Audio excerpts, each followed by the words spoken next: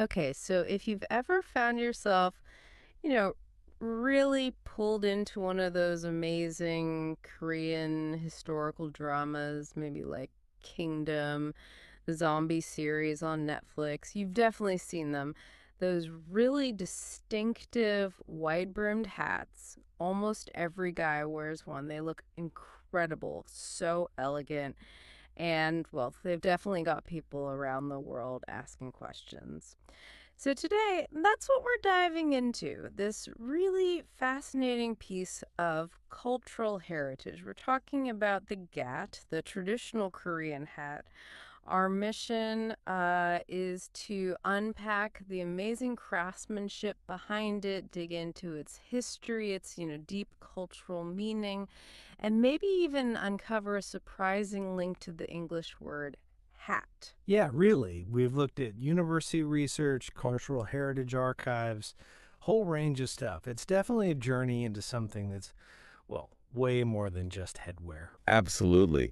And what's immediately striking about the GAT, I think, is that it's just this masterpiece of craft. You just can't mass produce these things. We're talking about a traditional Korean hat made mostly from horsehair, meticulously threaded horsehair, Hmm. and super thin strips of bamboo. It's really an exercise in patience and incredible precision. And when you say meticulously, I mean, it's easy to just gloss over that word, Yeah. right?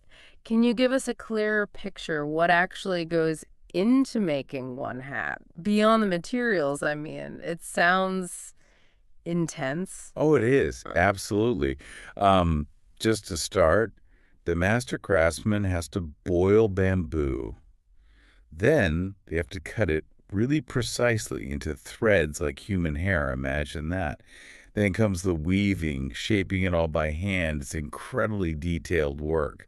Labor intensive, doesn't quite cover it, needs total focus. Wow, hair like threads of bamboo.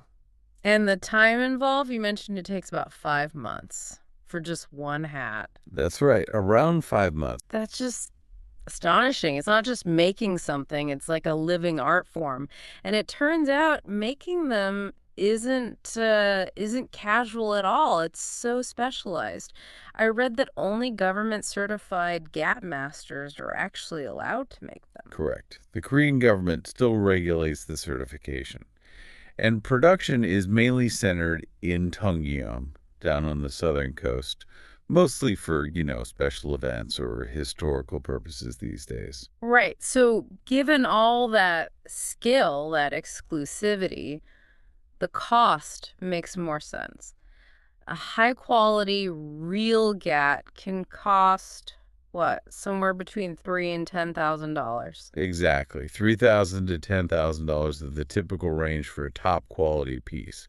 It really is a wearable piece of art, a testament to skills that are, frankly, becoming rarer. Okay, so beyond the incredible making of it, the GAT became something, well, something much bigger during the Joseon dynasty, right? That's 1392 to 1910. It turned into this kind of silent language, status, identity. That's a great way to put it. A silent language. See, men back then tied their long hair up in a top knot. It's called a sangtu. They did this every morning. And the hats they wore weren't just hats. They clearly signaled social class, job, even the specific occasion. So, like, noblemen and scholars wore a specific type, the hoop clip. Precisely. The hook clip was what they wore outdoors. And often it was just called a gat, especially when worn inside. And while, yeah, initially it was practical sun, rain, wind protection, it quickly evolved into an official hat. The materials used, the shape, how it was made, all these variations reflected the wearer's place in society. A visual cue, basically. That's fascinating. So your hat was like your ID badge. Yeah. And it got really tied up with the Sanbi, the classical scholars, a symbol of their whole deal, character, Oh, appearance. absolutely. Deeply connected. There was even this phrase, refinement of attire. It meant a Sambi dressing, formerly, their traditional overcoat, the duramaji, or a robe called a dopo. And always, always with a GAT. It wasn't optional. It was fundamental to their identity, showing their dedication to learning and, well, dignity. That deep meaning is incredible. So, where did it actually start? How far back does the GAT go in Korean history? Well, we can see things that look like GAT way back in the Three Kingdoms period. We find them in tomb murals. Mm, But the form we really recognize today, that kind of evolved from something called the periengi. That was a simpler hat commoners wore during the Goryeo dynasty.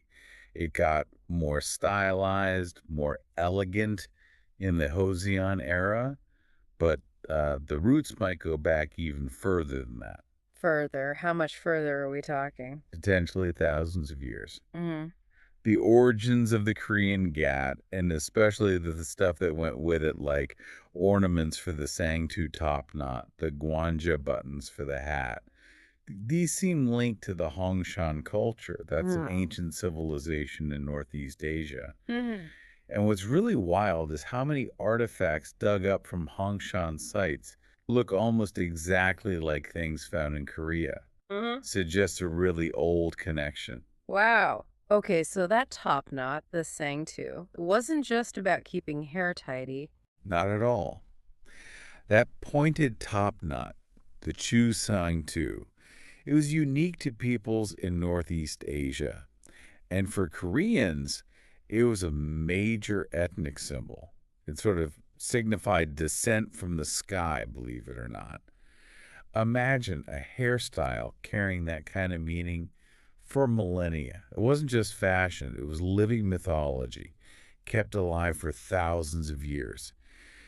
There's also evidence of this conical hat called a bian, worn by the Buyukan people. It was actually shaped to fit over the sangtu, and it had this foldable brim. Pull it down, and it starts to look like an early GAT. Hmm. So the hat was really part of a whole system tied into the hair and how it was styled. Exactly. It wasn't in isolation. Along with making the GAT itself, you had the development of other essential bits, like mangjins, which are like hairnets, special pins called dongat, the guanja buttons we mentioned, even fancy combs. These all evolved over 1,000 years or more. We even find jade combs from the Hongshan period shaped like birds and clouds. That points to the kind of religious or ceremonial importance of hairstyling way back then. It was a whole package. Okay, and this leads us to something really unexpected you found. The connection between the English word hat and the Korean get. How on earth does that work? Right. It sounds unlikely, but it's rooted in how sounds change over long periods. Linguistics is fascinating stuff. So in Korean, the G sound, like in GAT, is phonetically related to H and K sounds. They're made in similar parts of the mouth. The theory is that an ancient Korean sound, something like gasa or gosa, which meant crown or headwear, over a long time, that initial G sound might have softened, eventually shifting towards an H sound, giving us, well, hat. It suggests a possible shared linguistic ancestor, a kind of echo across huge distances and time spans. That is genuinely mind-blowing. A linguistic thread from ancient Korea to modern English. Wow. Okay, let's bring this towards the present day then. With all this history, this artistry, what's the future look like for this fragile but enduring tradition? Well, that brings us to people like Ganil Jeongchenmo. He's a living link to that past. He's officially recognized as a bearer of the national intangible cultural heritage for Gadol. That's the actual art of making the GAT. He was recognized back in May 1991. A living legacy. His journey to becoming a master must have been something else. What was his path? It's truly a story of lifelong dedication. He started training way back in 1958 in a place called Yecheon, later moved to Daegu. And crucially, he learned from some of the legendary first generation masters, people who carried the tradition directly. And gap making isn't just one single skill, is it? It involves different specializations. That's right. It's complex. He had to master all the core skills. There's Chung Mojajang, that's weaving the crown part with the horsehair. Very intricate. Then Yang Tajang, which is making that wide brim out of those hair-thin bamboo threads we talked about. And finally, Ipjajang, that's assembling the pieces, adding silk thread or cloth. It's like conducting an orchestra of different crafts. He actually said that making one GAT drains all the energy from the body, can even weaken your eyesight, especially after spending maybe 8 or 9 months on a really complex style, the Jinsurip. But despite how tough it is, he says he cannot stop making them because he feels nobody else can make that Jinsurip style quite like him. Yeah. That's passion. Yeah, it really is profound dedication. And he hasn't kept it to himself. He's been a sort of global ambassador for the GAT. He showed his work, even demonstrated the making process at the Smithsonian in Washington, D.C. back in '82. And he donated pieces to museums in Vienna in '83 and the Vatican in '84, sharing this Korean heritage internationally. It's so clear these aren't just hats he makes. They're like statements Oh, about aesthetics, identity. You mentioned the brim having these exquisite traditional Korean curves and that translucent black sheen reflecting the dignity of those classical scholars. There was a quote about sunlight on the brim, the shadows on the face, an exquisite combination of openness and closure. That sounds like the heart of a specific Korean aesthetic. absolutely. It captures something unique you've seen in specific works, like the Gat. Right. That's considered a classic style.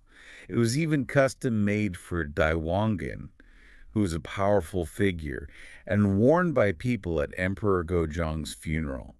Made with bamboo thread, silk or hemp, lacquer. Another amazing example is the Tungyang Umi Sarip. Each one has its own character, its own story. Which is ironic then that it's global pop culture creating a new challenge for this ancient art. You mentioned Kingdom, the Netflix show from 2019. Its success overseas definitely boosted interest, right? A global demand for hats like the GAT. Seems like a good thing for the craft on the surface. You'd think so, wouldn't you? But this sudden boom in interest, largely thanks to Kingdom, had a very immediate and maybe concerning side effect. If you look on Amazon now, you'll find loads of factory-made GAT hats, selling for much, much less, of course. Ah, the fake. Well, imitations. And while they might look vaguely similar from a distance, it goes without saying, really, that the craftsmanship, the details, they just don't compare.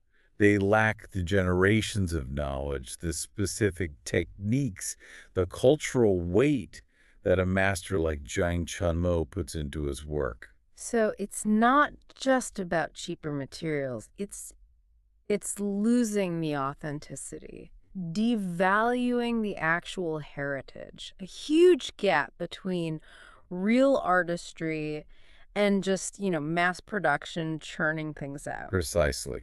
It really throws that tension into sharp relief, doesn't it? For Between making something accessible globally and preserving what makes it authentic in the first place. So we've gone from, those striking images in modern TV shows all the way back through centuries of painstaking craft, deep history, surprising word connections, Mm. only to land right here In this moment where global fame actually highlights how fragile this tradition might be. The GAT really is an incredible object, a testament to skill, to history. It embodies so much status, identity, the spirit of those scholars. Hmm. It's not just a hat. Which leaves us with a big question, I think. For you, listening. As traditional crafts like the GAT get more famous worldwide, how do we find that balance? How do we handle the appeal, the demand, while still protecting the real deal? The authentic skills, the cultural value carried by the true masters. And it makes you wonder, what other hidden cultural gems are out there just waiting to be unpacked? Something to think about.